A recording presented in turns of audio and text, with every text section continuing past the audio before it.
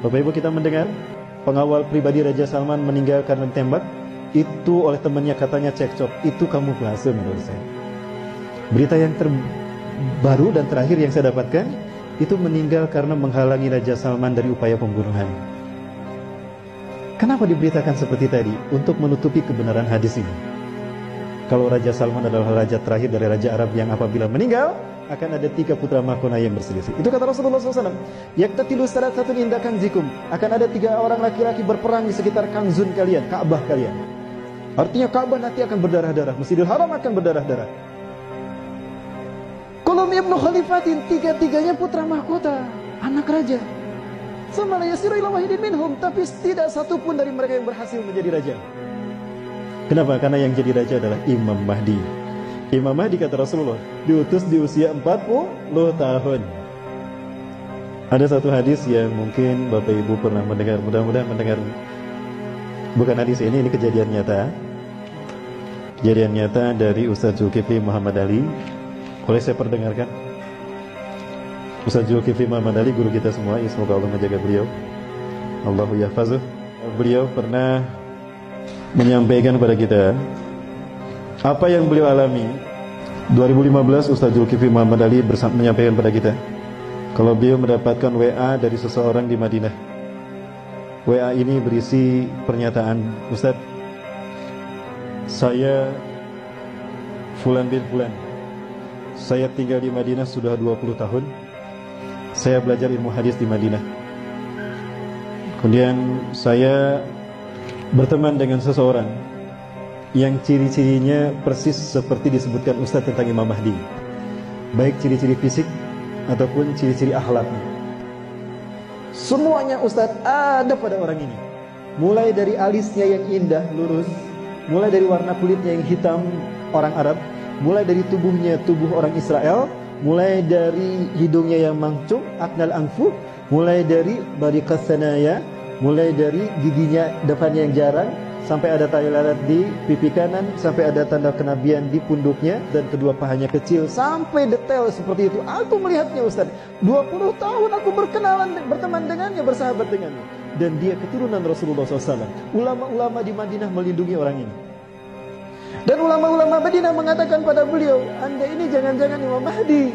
Kami ridho kalau Anda memimpin kami sebagai Imam Mahdi.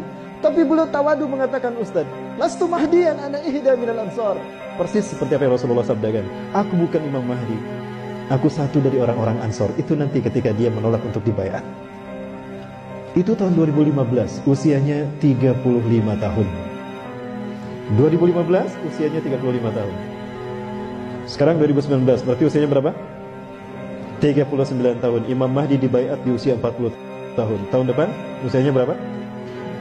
40 tahun. Apakah betul berarti beliau hari ini beliau berada di Suriah berjihad bersama kaum muslimin? Orang Indonesia ini diajak oleh beliau untuk ke Suriah, tapi beliau menolak. Aku ingin kembali ke Indonesia karena ladang jihadku Indonesia. Artinya beliau melihat Indonesia akan seperti Suriah, maka beliau memilih pindah ke Indonesia. Apakah Indonesia memang akan berdarah-darah, Bapak Ibu? Boleh saya memperlihatkan sesuatu?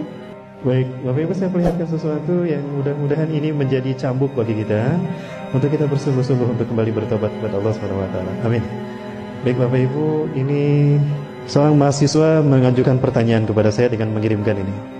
Bapak Ibu, kita lihat ini. Ini ada darah berceceran dan ini di Ka'bah, samping Ka'bah. Ini rukun Hajar Aswad, betul? Ustaz, kira-kira ini isyarat apa Ustaz? Rasulullah SAW tadi menyebutkan ciri Imam Mahdi diutus apabila terjadi pertikaian sehingga darah tercecer di mata tempat kita tawaf di sekeliling Ka'bah. Setahu kita, Ka'bah ini berbentuk bujur sangkar, betul? Ini disebut rukun Hajar Aswad karena di sini terdapat Hajar Aswad. Rukun itu artinya tiang atau sudut. Disebut rukun Hajar Aswad karena ada Hajar Aswad di sini.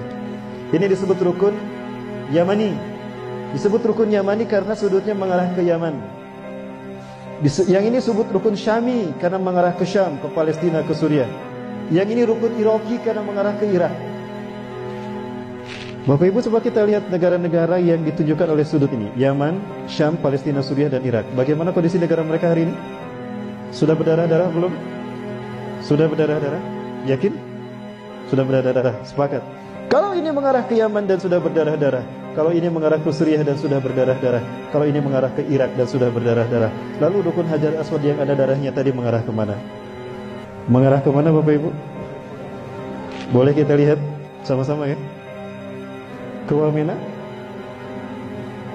Kayaknya memang sudah berdarah-darah. Jadi kemana kan? Indonesia. Indonesia. Bapak Ibu tidak terbayang negara kita akan menjadi tempat terjadinya perang dunia ketiga. Lupakah kita kalau Rasulullah pernah bersabda, la ta'tina sa'atu hatta tuqatilu qauman sigaral a'yun juluduhum ahmar zumfal unuf wa wujuhum kal majanil mutraqah. Kiamat tidak akan menimpa kita, melainkan kalian akan berperang, sehingga kalian berperang dengan satu bangsa. Sipit mata mereka, merah kulit mereka, pesek hidung mereka, dan lebar wajah mereka.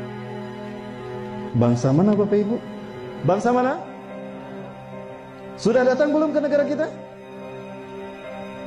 Berarti memang kita akan berdarah-darah. Rasulullah mengatakan tidak akan terjadi kiamat sehingga kalian berperang. Artinya memang kita harus berperang dengan mereka. Dan nampaknya itu yang akan terjadi. Bapak Ibu yang dirahmati Allah, jangan terlena hati-hati dengan kesibukan dunia sehingga kita lupa pada fakta yang disebutkan Rasulullah SAW. Ini nubuah. Rasulullah tidak pernah berdusta. Pernah Rasulullah berdusta?